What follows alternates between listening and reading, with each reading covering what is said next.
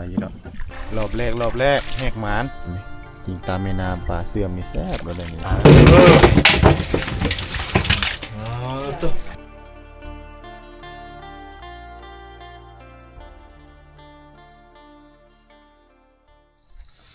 ครับสุขสบายดีบรรยากาศยามเช้าท่านผู้ชมสำหรับคลิปวิดีโอนี้บรรทุกอยู่ที่บ้านหนองเหนี่ยวเพราะว่าเมื่อคืนนี้นอนเฮือนเสี่ยวเนาะหลังจากที่มาเตะถ่ายคลิปน้องอลิศแล้วก็นอนเฮือนเสี่ยวบรรยากาศยามเช้าเมื่อวานนี้บรรทุกไปใส่มองเพื่อดักเอาปลาเนาะแต่ว่าบ่ได้ถ่ายให้เบิ่งเมื่อวานมือไปใส่แต่มื้อนี้เป็นมือไปยามแหละก็เลยพาท่านผู้ชมมาเบิ่งบรรยากาศนำกันว่าเฮาสิได้บ่ปลานะเพราะว่าบ่เคยมานำเสี่ยวจักเทื่อเนาะแต่มื้อนี้เลยลองมาเบิ่งนี่อันนี้ก็คือเฮากำลังไปยามนี่ยามมองที่ว่าเขาเจ้าตันพายเนาะแล้วก็เลยว่าสิมายามเบิ่งว่าสิถือบ่อ๋อพี่น้องพวกบรรยากาศท้องฟ้าแจ่มใสนกยางพี่น้องนกกระยางขาวกำลังบินเป็นฝูงเลยเด้เนาะโอ้มันบินมาแต่พวกใกล้ๆพวกเหือเฮากันมีคนพายเลยเอ้าเดี๋ยวพายเหือก่อนพี่น้องเหือมันอวยหัวลงเลย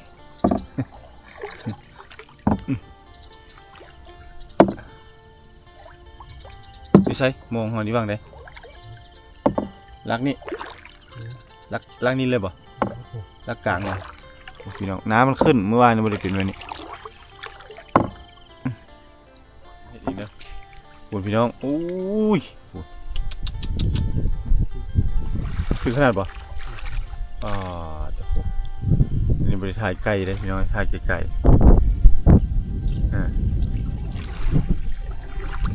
ปลาปกไหมวะนี่อันนี้ปลาคือปลาปกมันมาลินน้ำ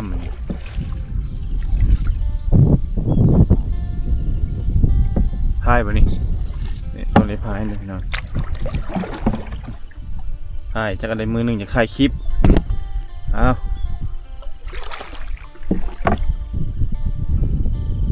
ไปลมมันพัดมาเลยอ้าวน้องนี่ละหาอยู่หากินความอุดมสมบูรณ์อ้าวพายมือเดียวไปยี่ดอกลงปลามองตนวันเดียวได้หนิ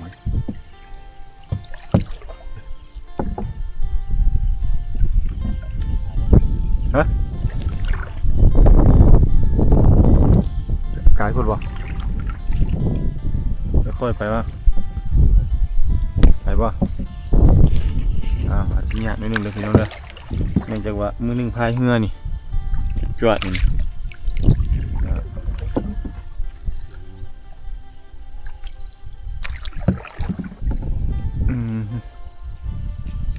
จะสิปดอันนี้ตอนแรกแห้งมาเขามันบุถึกนี่เป็นน้ำบตุกมาแต่อันนี้มันถึกเลยเป็นน้ำความอุดมสมบูรณ์มาแน่มาท่านโอ้มันถึกส่งตัวน้ำตื้นเลยเฉยมันถึกน้ำเลิกมันบุถึกอะไร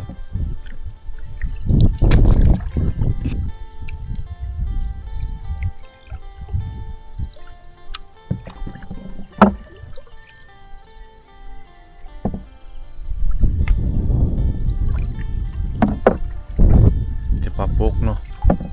บ่เคยกินปลาปกโดนแล้วพี่น้องตั้งแต่สมัยยังน้อยปลาปกน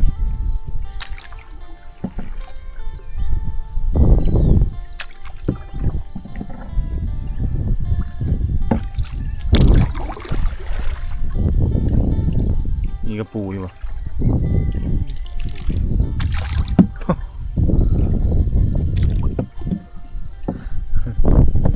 ปูก็ปูลายเนาะโอ้ยโหแล้วรอบแรกแหกหมานโอ้บุถึกเนาะทางลุ่มเลยถึกจะทางเทิงนี่คือรางแรกพี่น้องได้ประมาณ30กว่าตัวคันบ่กลัวเด้อันนี้ประมาณโดยประมาณที่ซื้อ กินด้วยธรรมชาติไปดังได้ปะนี่นี่เนาะเอ้าครับเหือก่อน โอ้โหน้ำมันไหลกับคลื่นเพราะว่าลมมาแต่ทางด้านนั้นโอ้มองใหญ่ตัวนี้เนาะนี่คือด่างที่สอง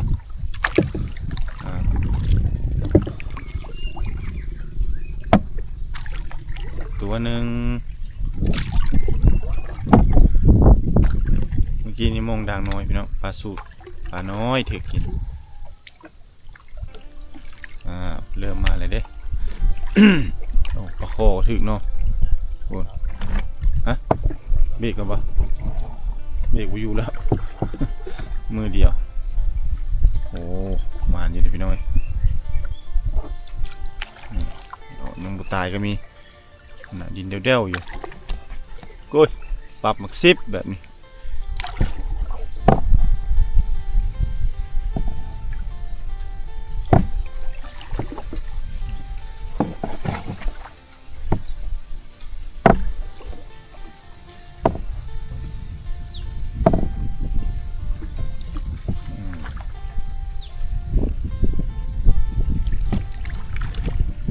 หอยยังถึกเนาะ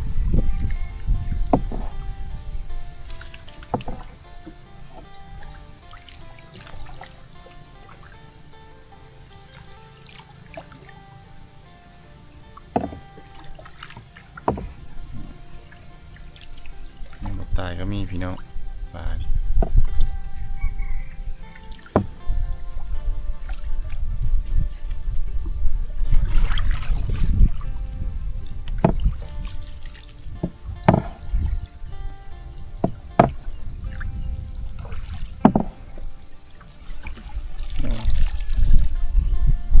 ตรงนี้ทั้งเท่าเนาะ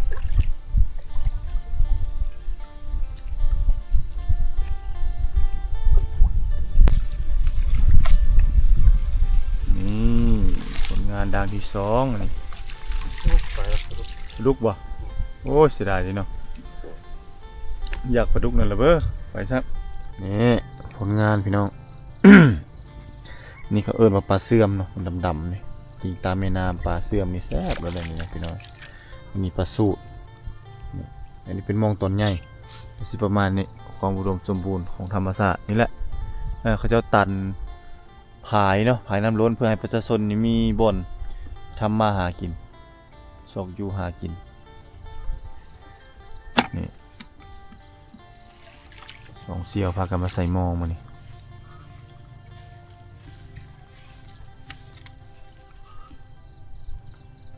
ปลาไทย ปลายัง ไทย ปลากระไทยปลาอีไทยเหรอบริเวณได้ปลาสูตรเนาะปลาสูตรมันต้องแบบมีจำเม็ดอยู่ข้างกลางแล้วเนาะอยู่ทางด้านลุ่มนะปลาสูตร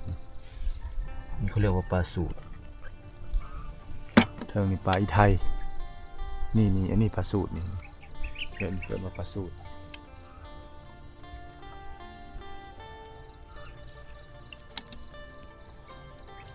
ลากปลาแซ่บบ่ปลาสูตรนี่ฝักลาบปะลาบเหลวลาบดิบเนาะตามความมักพี่น้อง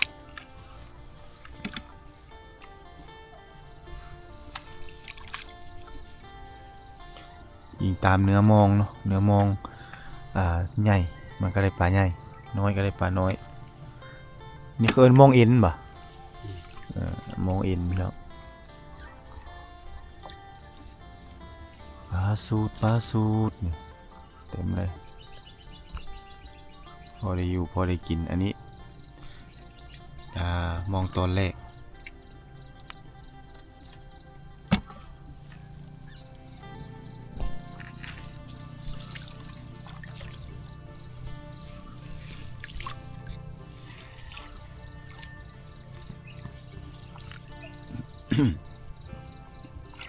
มองใหญ่นี่ครับมันถือแต่ตัวใหญ่ๆพี่น้องคำบ่ถือเลยเด้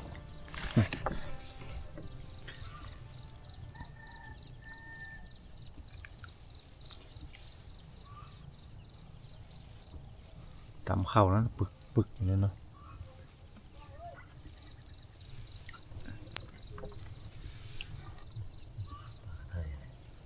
ไปไทยคักเนาะ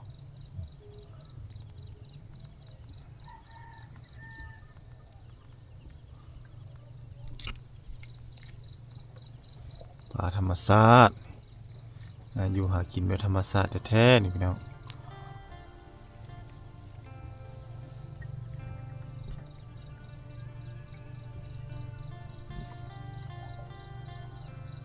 มีบทลบมันถึกหลายกว่านี้มันปลดบ่หวัดบ่ไหวพุ่นน่ะเนาะอันนี่ธรรมดาเห็นบ่ ถึงเยอะนะ อันนี่ก็ถึกอยู่เนาะมือมาใส่มื้อนั้นถึกกว่านี้บ่ถึกหลายกว่านี้เนาะรอบนี้ปลาดุกบ่ค่อยหลายปลาดุกบ่ฮอด10โตวม่วนไปนิดนึงนะพี่น้อยการใส่เฮเซมองแบบธรรมชาตินี่ตอนใส่นี่บ่ม่วนปานใดตอนยามม่วนเฮามาลุ้นเด้เฮาได้ลุ้นนํกันว่ามันถึกมันบ่ถึกถือว่าถึกอยู่เด้ด่างนี่โอ้อันนี้แหละแซ่บนั่นของแซ่บบ้านเฮาแล้วล่ะนี่ตำบักถั่วปิ้งฮ้อนๆกับตำบักถั่วให้อุ้ยปรับมักซิบเลยพี่น้อง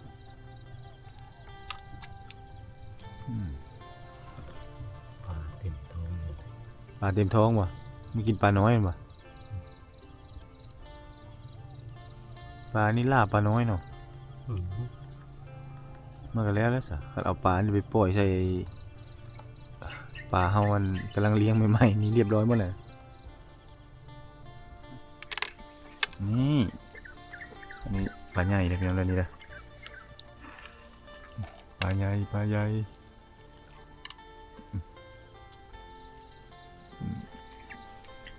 ดุกอันนี้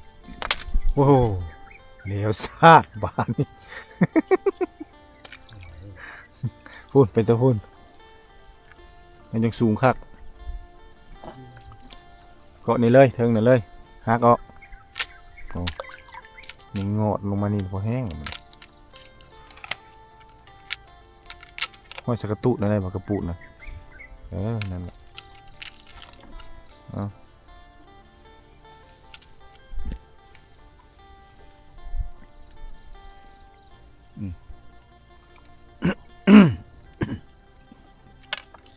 อร่อยแซ่บๆมานี่นะปลา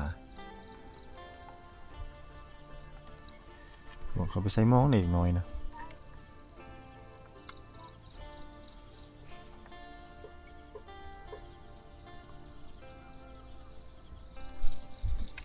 ว่าได้กินพี่น้องนี่ปลาสู้อันนี้ปลาดุกปลาคอนี่ปลาซ่อนภาษาไทยเอิ้นว่าปลาซ่อน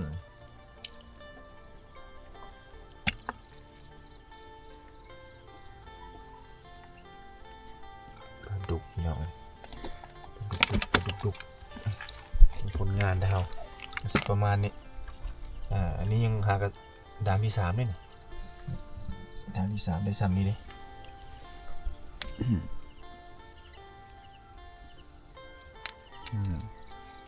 ปลาดุกนี่แหละแซ่บปิ้งเนาะสุดยอดอร่อยจังหมดแล้วมีปลาดุกแจ่วป่นก็แซ่บ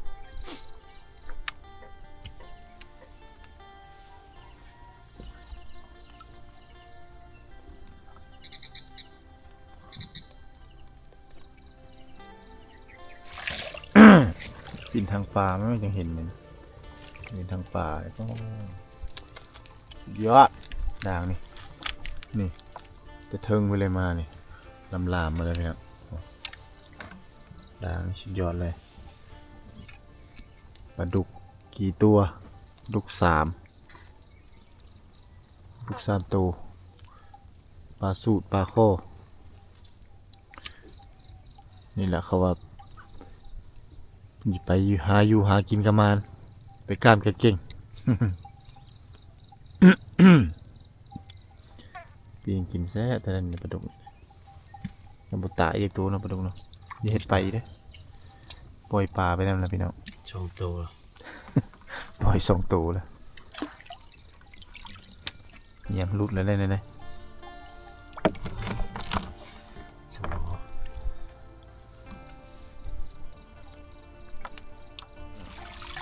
ตอนนี้ก็ตอนหนึ่งพี่น้องโอ้ถึกคักอะไรตอนนี้มีแต่ปลาสูตรด่างนี่ปรับออก10เลย ปลาสูตรปลาสูตรนักไปนึงให้ตอนปลามันลายปลาถึกลาย ปลดปลาเนี่ยยังเป็นชั่วโมงเลยพี่น้องยังบ่ทันแล้วนี่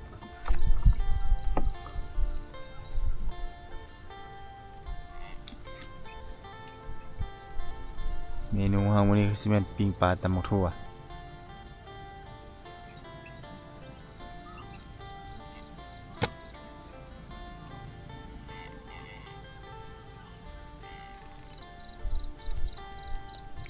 เบิ่งความอุดมสมบูรณ์เนาะจะมีนกเจ้าแล้วก็นกย่าง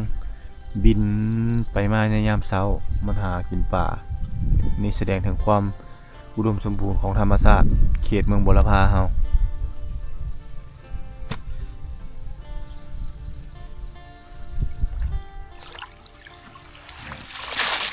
ยอดด่างสุดท้าย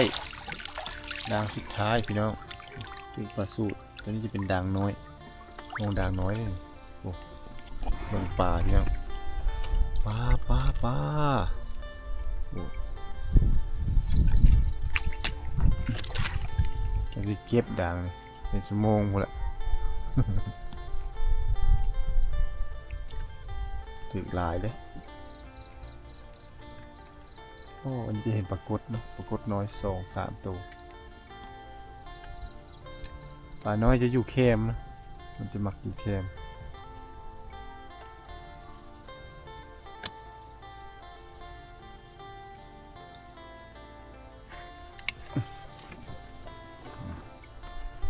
เนาะ